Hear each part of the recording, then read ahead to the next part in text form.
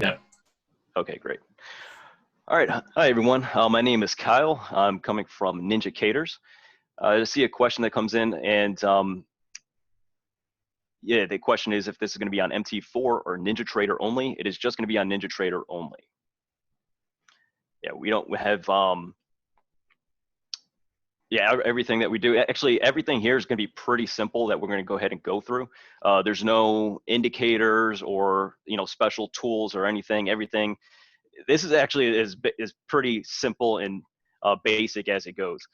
Following up from Brian, which is actually a great presentation, sat in on it as well and talked about just using simple strategies and not overcomplicating it or anything like that. And that's exactly what this strategy is. So even though we're not going to go ahead and cover anything in MetaTrader 4 or use anything in there, everything that we talk about here using NinjaTrader is going to be definitely applicable to the MetaTrader platform, TradingView, any other platform really out there. So really basic tools and whatnot.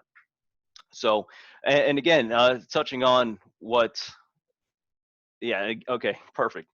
All right, again, touching on what Brian was talking about, just keeping things as simple as possible. Today, we're going to go over a strategy that happens just, we always talk about looking for an edge, a positive expectancy when it comes to trading. And this is something that we just noticed a few years ago. And we're bringing it, we're bringing it to you guys. We're going to give it away for free today. So, just kind of following along with the theme here, being a little bit of Oprah, right? You guys get a strategy, you get a strategy, you get a strategy. We're going to go ahead and keep that theme going. I'm not here to sell anything. I'm going to give you a strategy from start to finish. And it's one of those strategies you can kind of keep in your back pocket. It's something that's, you could actually trade it just by itself if you want to. Let's say that you're trading a full-time job and you just want to do something part-time, just kind of, make a little bit of money here and there, then you absolutely can go ahead and use this. If you're trading it full-time, then it's something that, again, that, a particular day and time of the week, you can go ahead and utilize just to squeeze a few extra bucks and kind of pad your account there a little bit. So again, we're going to keep it as simple as possible here. As far as anything I ask of you guys is, go ahead and put this in the chat. If you can go ahead and just check out that website and, again, get some more free stuff from us. So again, not trying to sell anything or give you anything like that, just trying to give away as much free stuff as possible and then definitely make your time here worth it. So I'm going to go ahead and close the chat. If you have questions during the chat or during the presentation, feel free to go ahead and put them in. I may miss your question if you put it in the next 5 minutes and I get to the end and I check it out and I zoom right past it. So I do apologize in advance for that. But if you can keep your questions to the end, that'd be best. But I'm going to go ahead and close the chat so I don't get too distracted here. All right. Okay, so let's go ahead and jump into it. Now, again, the Asian Breakout Strategy is a simple weekly strategy using pure price action. As we discussed, there's no indicators, there's nothing special about this. You don't have to, look at, different news events or anything like that. It's just pure price action, simply what you see on the chart. Just a simple little thing that we noticed a kind of a pattern to, and pretty much put a strategy around it. Now, this is only going to take 15 minutes of your time once per week, and it's going to be Tuesday nights. So last night, it's going to be Tuesday nights at 9 p.m. Eastern time. So you'll have to adjust it based on your time frame. But again, it's pretty simple, pretty straightforward. It takes 15 minutes of your time. Just a small edge that we noticed in the market that, again, can help you boost your account a little bit. There's going to be a high 90% chance of making one trade per week. Remember, it's not how often you trade. It's all about you making profit.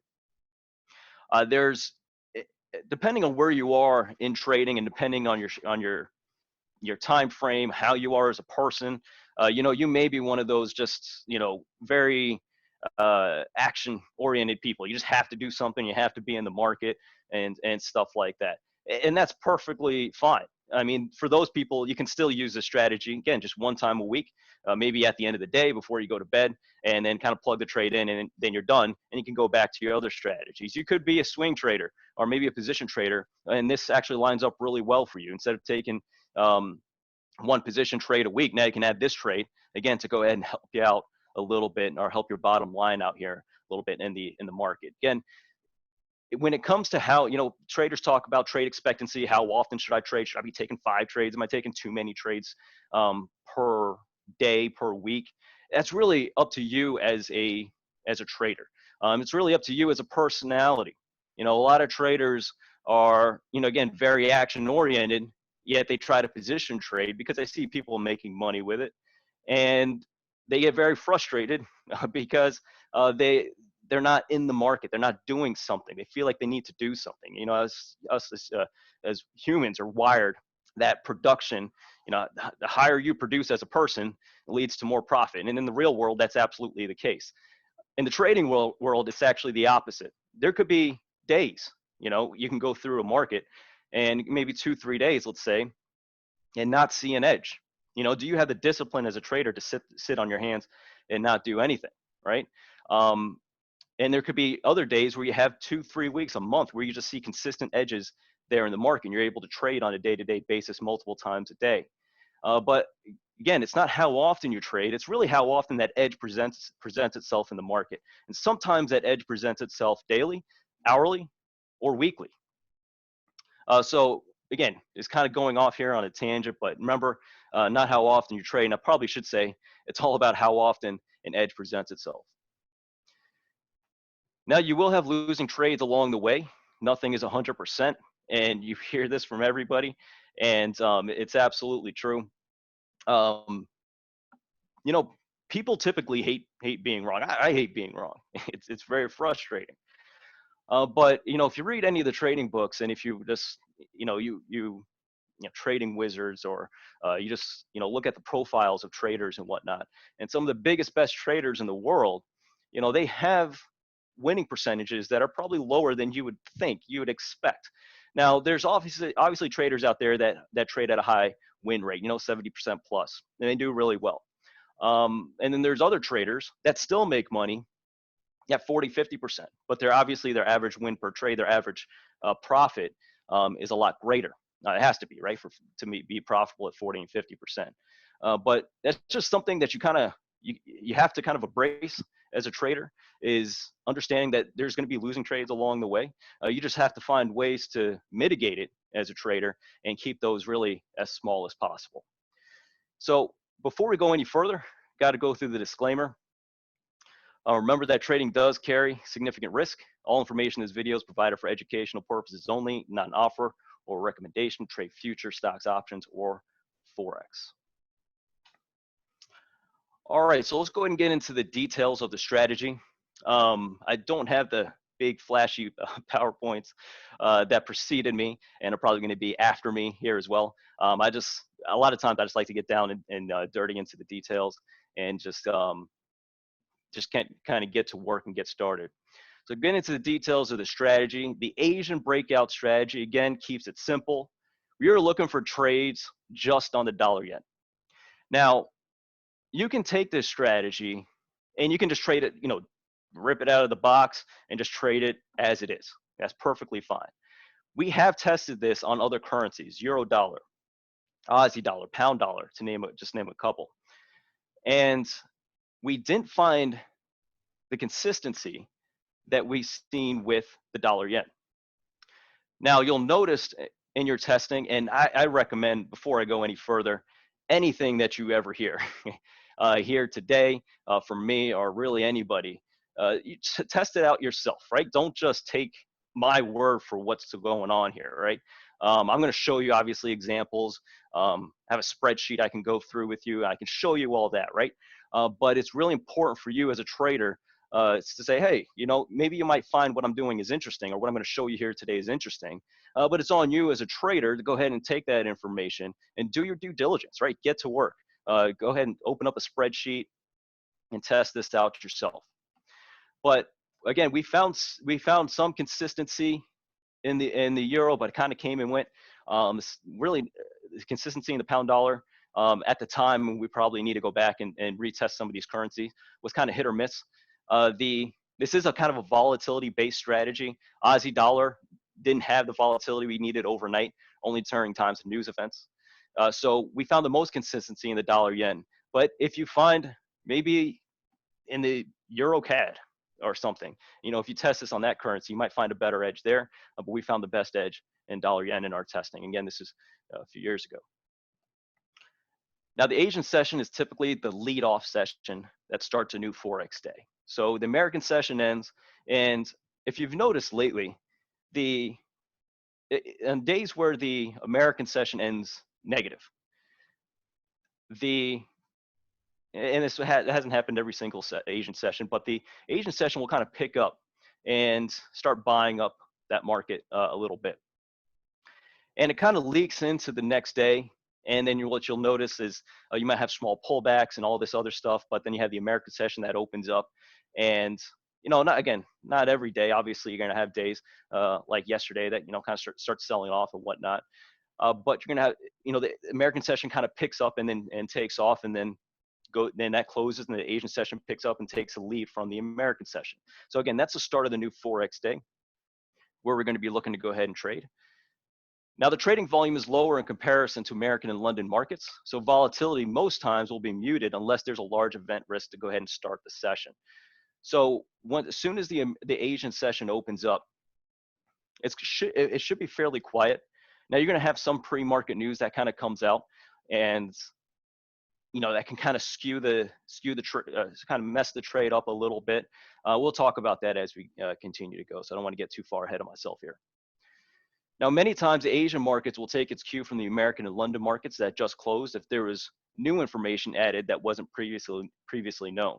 So again, if there's anything, let's say that the American session comes up and also new news came out that was really unexpected previously in the Asian market, then they'll go ahead and kind of pick that information up, price it in, and sometimes give some volatility and sometimes not. Now, the markets will price in that new information, and at times will continue the move that was established in the American session. Now, the hours for the Asian session are from, I put in military time, so you can go ahead and look at GMT, wherever you are in the world, you can go ahead and adapt it to your time zone.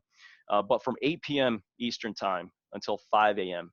Eastern time, we're looking to go ahead and trade. Again, it's some Asian breakouts, so we're looking to go ahead and trade the first hour of trading. Now, let's go ahead and get into the chart setup. All right, first of all, you want to go ahead and open a 60-minute chart on only the dollar yen with no indicators. Again, we're going to be focusing on NinjaTrader. However, you can use this on any platform that you want. Again, we're not using any indicators here. Now, the strategy is most consistent on the Tuesday Asian Open. So I'll put a little asterisk next to that, because we found consistencies on other days, Monday namely. Monday, we found some consistency there. We found the most consistency on Tuesday. So again, we're trying to bring the best of the best results to you here. And we found most consistency on Tuesday. Monday had some, and it's certainly, I would say actually Monday is tradable, but you may not find the consistency as you would with Tuesday. And for whatever reason, honestly, I don't know why Tuesday is the day, right? But as traders, we are data driven, and there could be just a catalyst. I noticed more volume seems to come in on Tuesday as well, and maybe because the market's digesting information over the weekend on Monday from time to time, and then Tuesday really kind of picks up the week and starts going. I always find Tuesday, Wednesday, Thursdays are my best trading days, but yeah, Monday again tradable, but Tuesday we found is the most consistent using the strategy. But again, you can go ahead and take this strategy and try and apply it to different markets, and you might find that it actually works really well on the Aussie dollar on a Thursday, right? Again, as traders, we're data driven, we back test, and we just kind of follow the results and kind of just submit to the edge. Now, you will need to be at your computer before the close of the first hour of trading in the Asian session. So for Eastern time, that's between 8 and 9 p.m. on a Tuesday evening. For Tokyo, that's going to be between 9 and 10 a.m. on Wednesday morning. So depending where you are in the world, I'm not sure who this is reaching out to, but we do have traders from, in NinjaTraders, we have traders from all over the world. And so depending where you are in the world, make those adjustments. But again, we're looking to just, again, be at the computer before the close of that first hour of trading. So it's 8:45 p.m. you jump here, you jump on your computer, and you start getting ready, start looking at the market, kind of analyzing to see what the setup brings, and if you have a trade for that day. And again, there's a 90% probability you will have a trade. So every Tuesday you go there, again, very, very high probability that a trade will occur. All right, let's go into the strategy setup. All right, so the first thing that you're going to go ahead and do is analyze the first hour of trade, but do not take any trades. At this time, you're just looking at the market. You're checking out to see, what's going on, what the volatility is like there on the day. But again, you're just kind of taking a peek at the markets. And, if you're a full-time trader, you're probably, you probably don't need to be there for the first hour. If you're a part-time trader, let's say you have a day job and you're coming home at the end of the day, you want to have an idea what the American session did for the day, what the London session did, to kind of get you in the field, kind of get you in the right mindset to go ahead and execute a trade. But if you've been trading, if you trade full time and you're watching these charts, then you just have to be there about 15 minutes, ahead of the last, ahead of the end of the first hour of trading. Now, at the end of the hour, draw a horizontal line at the high and low of the hour. Now, don't worry. I know I'm giving you all this kind of in an abstract way, and you don't have to, follow this, go to your charts and kind of see exactly what I'm talking about right now. But yeah, I do have examples to go ahead and walk you through with. But again, at the end of the hour, just go ahead and draw a horizontal line at the high and low of the hour. Now, typically, this will be a lower volatile hour, so your box should not be larger than 45 pips. And this is just a volatility thing. What this strategy is partly based on is looking at the volatility coming into the market. If the volatility, it's kind of like a spring, all right? If the beginning of the hour, that spring is already stretched, all right? The spring's already stretched, and let's say that the range between that first hour is 50, 60 pips at that point. Then that volatility has already been expended at that time, right? There's nothing left for it to build up energy and kind of explode out of this box. So ideally, you want this box to be as tight as possible. You don't want it to be, actually I should say, you don't want it to be too tight where it's only 10 pips wide. But what you ideally want to see is if it's larger than 45 pips, and this again came up in the data, if it's larger than 45 pips, then that volatility, for the most part, has already been extended, and you won't have much follow through on a breakout. So lower than 45 pips.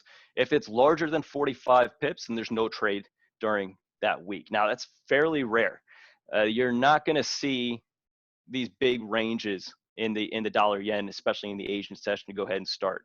Now, you do have pre-market news that comes out around 7:30 p.m. Eastern time, and then obviously at 8:30. But typically, the markets will be fairly muted and should be fairly quiet, and then it tends to break out. And doesn't always break out, at 10 o'clock. Sometimes it'll break out at 11, 12, or 1 o'clock in the morning. But again, it's the rule here, no larger than 45 pips. Otherwise, there's no trade. All right, so the breakout entry trigger. Again, I'll tie all this together. Just want to kind of give you the details here before we jump into a chart, so you're not just wondering what I'm talking about here. So the breakout entry trigger, you're going to park a buy order at the high line and a sell order at the low line. The orders should be triggered within the next couple of hours. Okay, so sorry about that. So I just had a lapse of thinking. But yeah, but as I was talking about a second ago, you're not going to go ahead and get an order filled, right at, let's say 10 o'clock. You're going to have an order filled, probably, sometimes it happens right away. Other times it's going to happen more like, 12 o'clock, 1 o'clock there in the morning. So again, the order's going to be triggered within the next couple hours. It may not be triggered right away. On some occurrences, you will see it get triggered right away. Typically that happens in markets that are a little bit more volatile. Markets that are, digesting news, maybe there's some type of crisis going on in the world and the volatility is picked up, and you'll see orders triggered right away. But for the most part, I would say 9 times out of 10, maybe 8 times out of 10, you're going to have it triggered, 11 o'clock or 12 o'clock or 1 o'clock. So once one of the orders have triggered, you want to go ahead and clear out that opposite order. Okay, so again, you're going to be parking both orders at either side of that box, and this is really helpful if you have an OCO order. So OCO order is a order cancels order, and once one order gets triggered, the other order will go ahead and get canceled. Now, not every platform, not every broker has that capability, so I would go ahead, if you don't have that OCO order capability, I would go ahead and set an alert, some type of price alert. Maybe, in this day and age, as soon as a trade gets triggered, a broker will go ahead and send you an alert. I would go ahead and set that up, and then, depending on when it happens, hopefully it doesn't happen in the middle of your REM cycle or your REM cycle, but hopefully you get that alert, then you immediately go ahead and cancel that other side of the order. You don't want both orders triggered. So again, if the buy orders trigger, then just cancel the sell order that's at the bottom of your box. If an order doesn't get triggered by the next Asian Open, then go ahead and clear out the orders. Now, this is a very rare event. So if you think about this, you're saying that, you parked your orders in the market in between the Asian session and through the American session into the next Asian session, the market didn't move 45 pips. Now, if you're a trader, you realize that's a pretty rare thing to see happen. You're not going to see that happen very often. That's why we say there's a high probability, a 90% probability of you getting triggered into a trade on a Tuesday evening or Wednesday morning. So again, if it doesn't get triggered for whatever reason by the next Asian Open, then just clear out the orders and then set up. And actually, you're done for the week. You just wait till next week to go ahead and trigger the order. And last, I really have to hone in on this. And again, I would take this strategy and then do your own research with it. But if the height of your box is larger than 45 pips, then don't place any orders. And I know for some traders, more volatility, the more excited they get, right? Because the more possibility of movements in the market that they go ahead and take advantage of. And that's perfectly fine and well. But unless you're willing to take that risk, then it's obviously, you're taking on a substantial amount of risk for just a small little breakout strategy, and it's definitely not worth it. And what you're going to find if you go through your back testing and taking the strategy and running it through its paces, is that when it goes 45 pips or more, your probability of positive expectancy in that trade goes down quite a bit. And then, some of the numbers you might find just using the strategy out of the box get skewed pretty significantly as well. So again, it's a really important thing. If it's, and I'm pretty strict about it, if it's 46 pips or 47 pips, not taking that trade. I honestly, sometimes at 45 pips, I just don't like the way the market looks, and that's a discretionary decision that you'll have to make as a trader. But if you're very systemic, I try to be as systemic as possible. And every trader, I would say, tries to be as systemic as possible. There's always a little bit of discretion that kind of comes into any strategy, right? We try to be robots, but it doesn't always work out the best. But anyways, if it's 46 or 47 pips, even 45 at times, I don't take that trade just because the market seems to have expended its energy at that point. And to circle back to a question that I haven't gotten here, but I typically get when I'm explaining this strategy. So what would be a situation, at 45 pips or 44 pips where you wouldn't go ahead and place that order? Well, if the market has been fairly quiet, let's say the American session was quiet, going into the Asian session was also quiet, then, if it's all of a sudden this explosion of volatility happens, I'm not really excited about jumping into that trade. The idea, what I like about this strategy and the kind of the characteristics that I really look for in this strategy is, I want to see some good movement in the London session. I want to see some good movement in the American session. And then I want to see the market kind of calm down and then kind of reset itself going into the Asian session. And then I want to go ahead and place these orders, and then I'm hoping that movement starts coming back. So again, I want some movement. Again, that's a characteristic. I want some movements in the London Asian American session, quiet down in the Asian session, park the orders, and then expect that movement to come back going into the end of the Asian, into the London and American. All right, risk. This is always an important topic here. Well, you're going to place your stops at the opposite line after one of the orders have triggered. Now, in low volatile situations, and this is something that we've kind of had to adapt to, especially in the dollar yen, because sometimes market can get tighter and tighter. In low volatile or tight ranging type of markets, you want to place stops at the midpoint of the box. Now, when it comes to a breakout trade, now actually let's go through a couple of these examples. So for instance, for a long, where you're going to place your stop. So you place an order at the buy order at the high line, and you place that stop order at the low line. For a short, you're going to go ahead and place a sell order at the low line and place that stop order at the high line. Now, go ahead and getting back to this first point here. If they have a market that, let's say the dollar yen is just, for days on end, it's just kind of chopping around, it moves kind of in fits and starts. There's really not a whole lot of consistency to it. I wouldn't say consistency. There's not a whole lot of follow through in that market. So you see breakouts and they turn into fake outs type of thing. So it's just kind of a tight ranging market. Those are the markets that you want to go ahead and place the stop at. Now there's tools you can go ahead and use for that to identify volatility, to help you identify volatility. It could be Bollinger Bands. You start seeing the Bollinger Bands get tight on a daily or weekly time frame. You can identify or conclude at that point that you are in a tight ranging market or low volatile market. You can use ATR. I like to use ATR. If ATR is fairly low from a historic basis, obviously volatility is low. So a lot of times your eyes tell the whole story, but at other times ATR can kind of help point you in the right direction. Now, normally you're going to go ahead and place that stop at the opposite line. So again, that buy order at the high line, stop order at the low line. That's typical in normal markets, but the market isn't moving too much. Just go ahead and consider placing stops at the midpoint of the box. Now, with any breakout strategy, a good indication that you're on a good breakout is that the market hits your orders and starts moving in your direction in a fairly quick manner.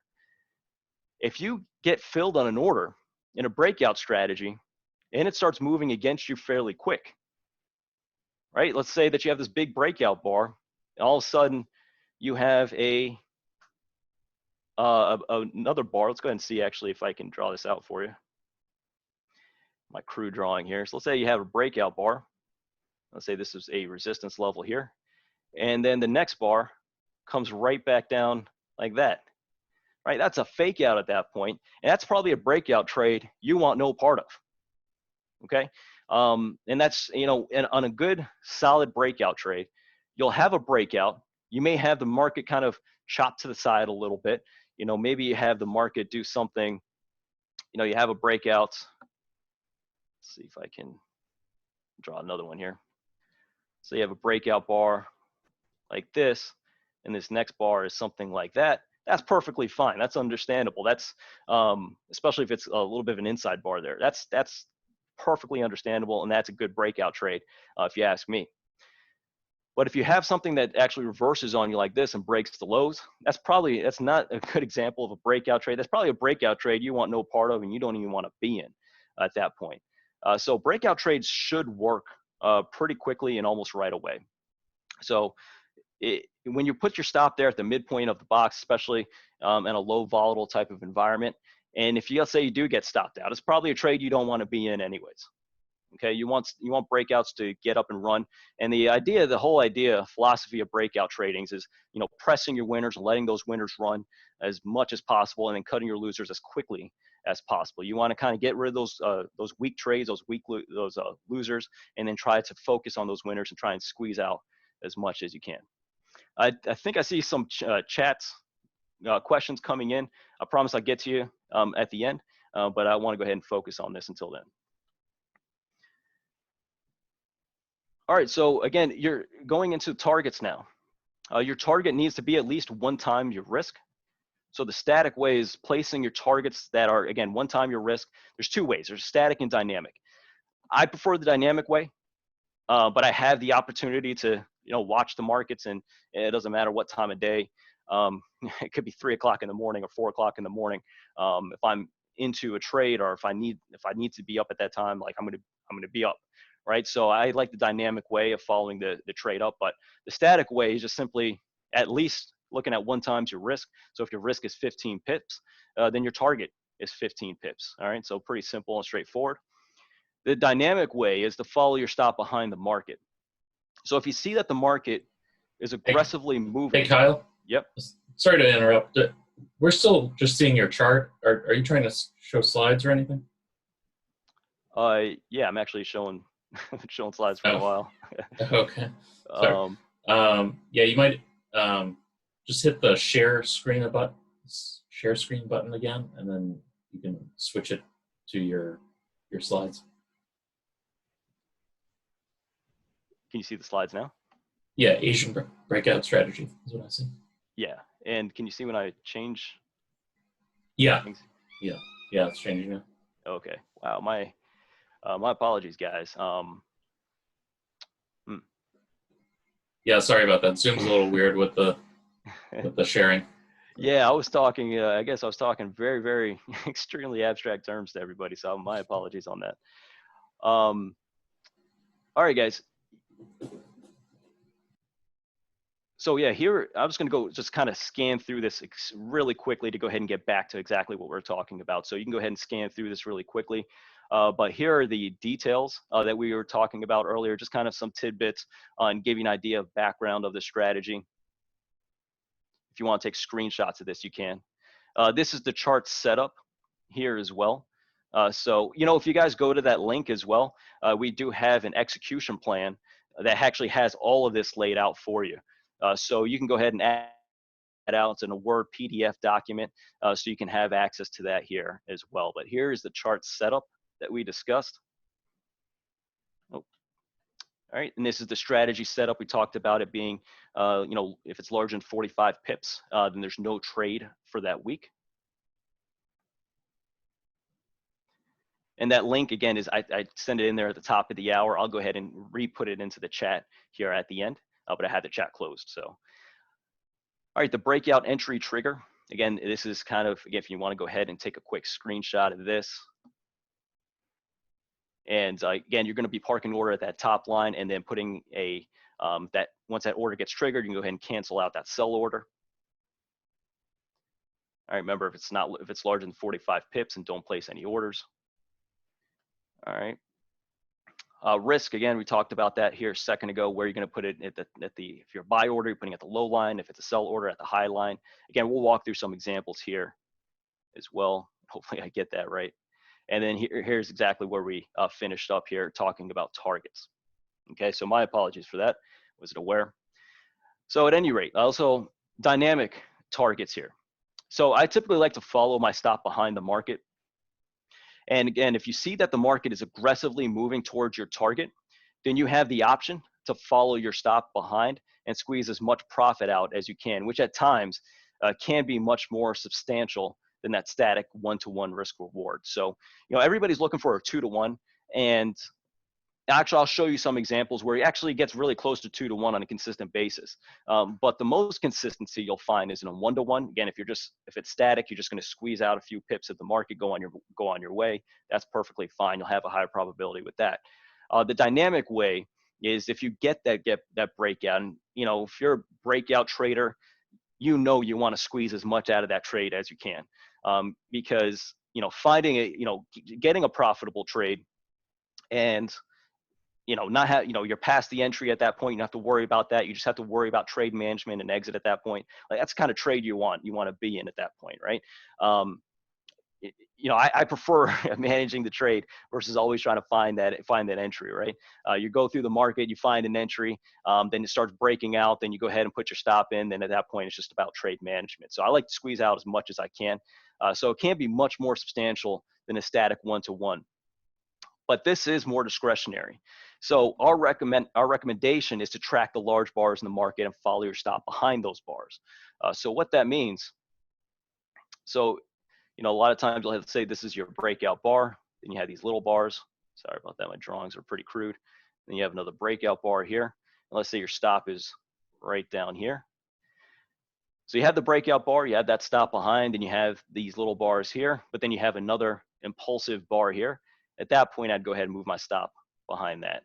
Now, I don't want to go ahead and move my stop behind every little bar. And you might have a method, you know, like that helps you with stop placement, like a moving average, or, you know, stop and reverse or something like that. If that works for you, that's fine. Go ahead and use that. But I like the dynamic way of looking at those large bars in the market and then following up my stop behind it.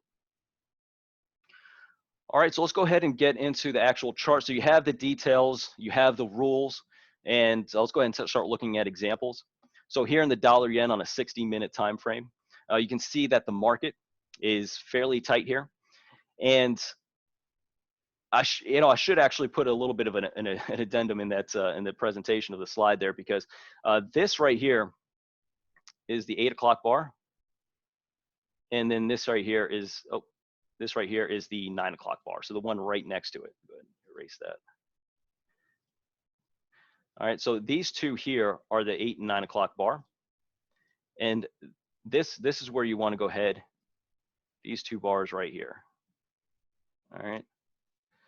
So you're most likely actually getting it to your computer closer to 10 instead of actually 9. So it's those first 2 hours of trading. But again, typically you have that news kind of coming out during that time. And so, you know, if you have any type of volatility, you'll typically see it then, and then you should get a breakout later. But at any rate, so you have the market bracketed here. Okay, you got the high and the low here. Very simple. It's 14 pips wide, so that falls within our 45 pip rule. You're going to place a buy order here at the top of the market, sell order at the top. You can see clearly that the buy order got triggered.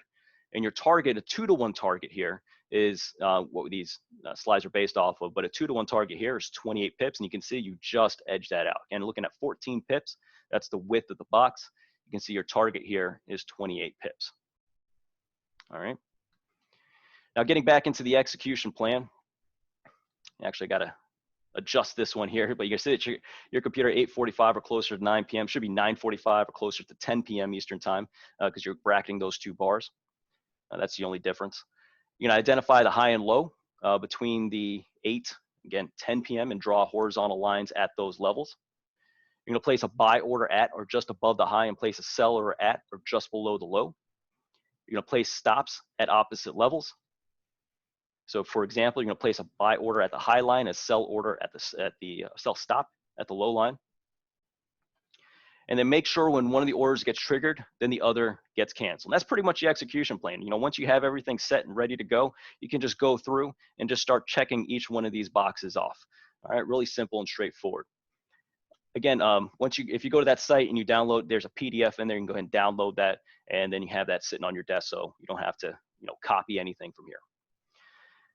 Now going into the some more examples here. Again, we want to use a 60-minute time frame. Go ahead and bracket the high and low of that hour. All right. And it doesn't matter, you know, you're looking at the high and low between 8 and 10 p.m., I should say. So you're just looking for the high and low there. So again, it could be on the 9 o'clock bar, it could be on the 8 o'clock bar, but you just want to go ahead and bracket that high and low. All right. So you can see that it's 27 pips wide. So it falls within our 45 pip parameter. Buy sell order here in the market. And you can see this one was a 2-to-1 target, and we missed the 2-to-1. All right, but you can see that it gets fairly close to that. But if you're looking at a 1-to-1, which would be roughly here in this area, then obviously you would have got it. Could have tried and squeeze a little bit more here out of the market. You know, take off some of your lots and then try and squeeze a little bit more.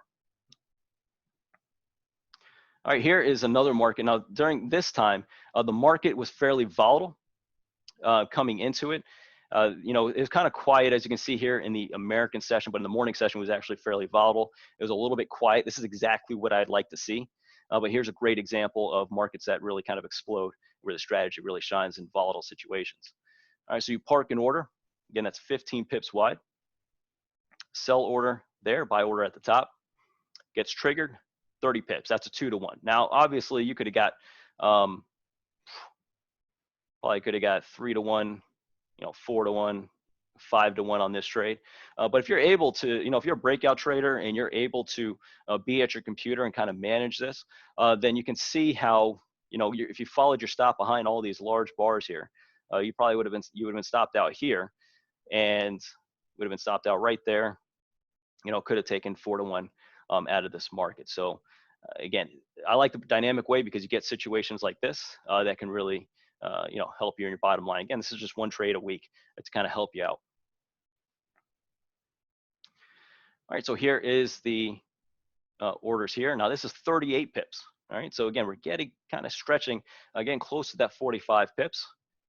Buy order, sell order there. Again, the target, and this one was 76 pips just because it was based off that box, you're 2 to 1. If you had it split, let's say in that low volatile environment, you're looking at half net, right? So you're looking at 18 pips thereabout, and obviously would have been a lot. We probably would have hit your target because you can see 76 pips here. We just missed it right about there. So that was a 2 to 1 target just based off of the simple, putting the stop there at the low. Put it at the midpoint box, would have had 2 to 1, probably more than that. But just based off of 2 to 1, you can see the potential in these trades. Now here's the question, and it's an important example here. So again, if you didn't have any of your orders triggered, or you're getting to the new Asian session, let's say you do have this trade still on, at that point, I would go ahead and cover the trade. So you didn't hit your 2 to 1 target, but you're up money. You're getting into the beginning of that next Asian session. Obviously you could squeeze probably a little bit more out of this trade. As you can see here, but maybe 10 pips more, maybe 8 pips more, 7 pips more. So you get into that beginning of the new Asian session, I would just go ahead and cover that trade at that point. You played a breakout trade early on, and it worked out well, but it's kind of lost a little bit of that momentum there. And so going into the next Asian session, just go ahead and cover at that point. All right, here's another example, 17 pips wide, put the buy and sell order in, and you can see that would have hit your 34 pips there as well. All right, so before we get into the questions in the chat, which I see that there seems to be quite a few, and probably majority of them are about my screen sharing abilities.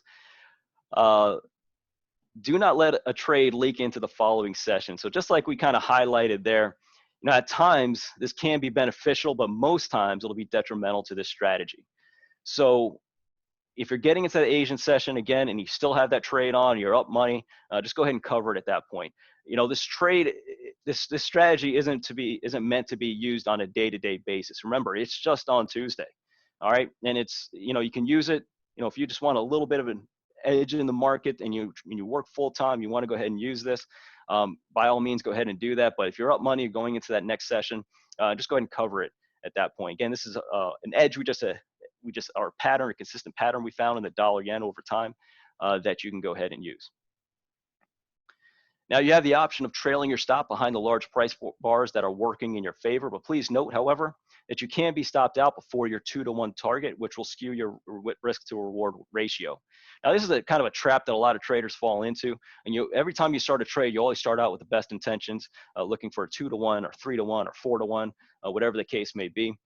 And if you journal, like I hope a lot of you guys are journaling your trades, you may find that while you start out with that 2 to 1, 3 to 1 type of target, that you may actually be taking trades at 1.5 times your risk, or 2.5 times your risk, or maybe 2 times your risk when you're looking for 3 or 4R. So, or some traders actually, before they even get to 1R, they're already taking their trade when they're like 0.7 or 0.8R, just because they don't have the confidence or experience to go ahead and hold on to that trade and manage it accordingly. So just remember that trailing your stop is great, but you don't want it too tight. You want that trade to have the ability to move. That's why I like to go ahead and track it behind the large price bar, just because it gives the market a little bit of ability to move. Now, based on your own experience and your own strategy, whatever, you may find weakness in the market early to go ahead and cover. That's on you. But just remember, while you have all the best intentions of trying to get that 2 to 1 target when you open the trade, it's important that you either hold out to that 2 to 1, or if you do cover, you cover for a pretty good reason, because when you go back, your trade plan might say 2 to 1. You might actually be getting 1.2 to 1 on most of your trades in actuality. Now you have the option to trade this more discretionary and manage your trade if you have the time. So this can be beneficial at times since you can squeeze much more than the 2 to 1 out of these trades, as we saw with an example there. But again, if you have the time to be more discretionary and manage it dynamically, then go ahead. Finally, test out the strategy on your own. Do your own back test so you know what to expect. And back testing is a really simple thing. It's not so simple with other strategies that are pretty complicated, but this one's pretty basic. Just go ahead and take a week's time, or excuse me, a year's time. That's 52 trades a year, and just kind of go back. And you saw how easy it is. Just draw the high and low lines on a Tuesday, and then back test it to see to know what to expect. You may find that you prefer, or you might find a better edge, keeping your stop in midpoint of the box and squeezing out as much as possible. You may find that you prefer, maybe you find an edge there at the, trading at just the 8 p.m. hour, the breakout of the 8 p.m. hour. But whatever the case is, you have a system here, you have a strategy. You just kind of put it through its paces, kind of beat it up a little bit, do your own back test so you know what to expect out of every trade. Now let's go ahead and end this. And let's, screen sharing stops.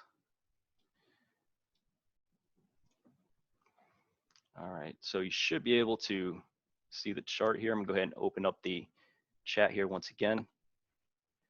All right, so I went ahead and put the site link into the chat here once again. And you can go ahead and check it out again. I feel like Oprah, you guys, you get a strategy, you get a strategy. We're trying to give away some free stuff here. So you can go ahead and check this out. And we have a support team. So if you ever have any questions, you can always email in or anything like that. But again, nothing really to sell here. Just wanted to kind of give you guys a strategy to kind of play around with, put it through its paces, and make it your own. That's a really important thing. I've kind of given you the basis, and let's actually see if I can bring this out here. Give me 1 second.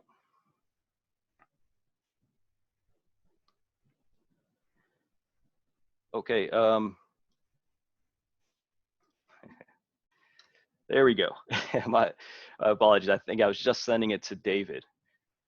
So David can get all the free stuff that we offer. There you guys go. So there's the link. When you go in there, you'll get this PDF that kind of takes all that you saw there in the PowerPoint, and then so you can go ahead and execute it. I have to go and adjust this and put this at 10. I'm not sure why I had that at 9. So we'll go ahead and adjust that. But anyways, yeah, this walks you through step by step. Here's a little checklist for you. We give you some examples down here of what to look for when you're, the ideal Asian breakout setup. So you can go ahead and, instead of looking at this just from an abstract way, you can go ahead and visualize it here. Some tips and tricks down here. Again, a lot of it pulled from the PowerPoint. So that should be able to help you out. And I just realized that I may not have actually shown my screen on that. All right, new share. Okay, there you go. So you get, again, you can kind of see everything here step by step. All right, all the examples here, tips and tricks. So again, it's a Word document PDF, so you can go ahead and download that and then run it through its paces. Okay, and stop screen sharing. Let's go ahead and go back to the chart. Oh, there we go. All right, so let's go ahead and take a look at last night. So it was the 19th. All right. And we're looking for, hopefully you guys can see the screen. I'm gonna need a webinar and just screen sharing, apparently. All right, so 8 to 9 o'clock, there it is. So again, just draw the high line there, low line there, and the width of this box here. It's Actually, not 169. I'll go ahead and put that in pips. All right, so 16, 17 pips here. And then you can see how well this worked out. Now, a common question I get as well is, does direction matter? Direction doesn't matter for this strategy. It could help you. Let's see, where's the chat? There it is. It could help you in this strategy, but for the most part, it doesn't really matter. What we found in our testing is that, this is just a kind of a random entry type of situation. It's just a random entry that we found an edge with. All right, so yeah, direction, may help you out here a little bit. In our testing, in our application of this, we found that it doesn't really matter. In a case like this, as you can see that the market's moving into it, you might think that this might be going higher here at this point for whatever reason, because the trend is up, and then it actually reverses on you and goes lower. So again, it's a random entry type of strategy that has an edge to it.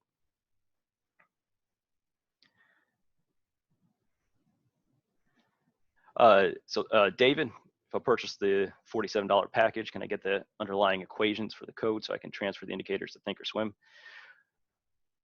That's a good question. I don't think so. Everything is locked for NinjaTrader, but a lot of times what we can do is, if we see enough demand for a particular platform, we'll go ahead and code it for that if there's enough demand there. Yeah, NinjaTrader has a lot of different indicators, a lot of free indicators actually on that site. So you guys can go on it and check it out. But yeah, it's a fun website there. Ivan, kind of scrolling back here in the question, Ivan asked, how many times did it work this week? Yeah, so you just cover this trade. You can see it just worked right there. Actually, still working, as you can see. Let's see. Yeah, it would have been up. The low here about 47 pips right now. Also asked, does it work with the opening of the Asian session? Yes. So we're looking at between 8 and 10 o'clock on the Asian session, and we did some brief testing on the European session, but we didn't find as much consistency as with the Asian session. And I think that's due to the simple fact is that the Asian session can start out fairly muted, and the volatility can be fairly low. And then all of a sudden the market will just go ahead and explode one way or another. And then, going into the London session, not that the move is already done or anything like that, you may be able to, find an edge there. We just didn't find a consistent enough edge in the European session to go ahead and, put it into a strategy. So again, a lot of times, as a trader, you're always data driven. So you just follow the data, and then you find an edge and you kind of submit to it. All right. And then you change if the data, adjusts. All right. So I saw a lot of questions about my sharing abilities. So I'll go ahead and scroll back down. Is there any questions about the strategy or anything I could help you guys out with before you leave? If you asked it before and I haven't answered, go ahead and plug it in now, and I can go ahead and answer it for you.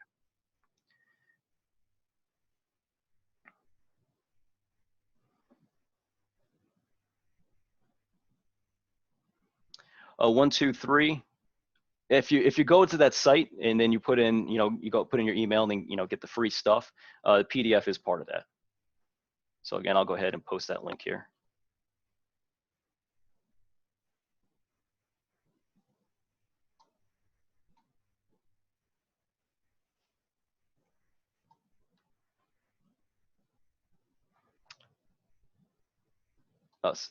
Some in there, it says, see $dollar there if possible. I don't know if that's a comment to somebody else or a question. You could rephrase that for me if it is a question. Yeah, there is a London breakout strategy. Yeah, kind of the London fade trade. That is something that's out there as well.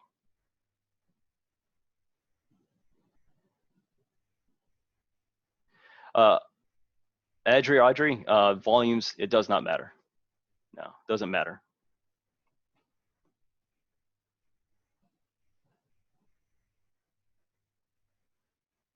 Oh, David, thanks a lot. That's a great comment. I really appreciate that.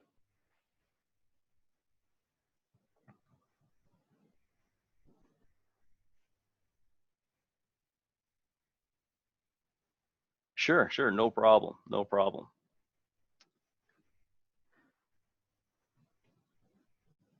All right. David, looks like I'm at the end of my time here. I don't know if you're still there with me. Hey, Kyle. Yeah, great presentation. All right. Thanks, David. Appreciate it, man.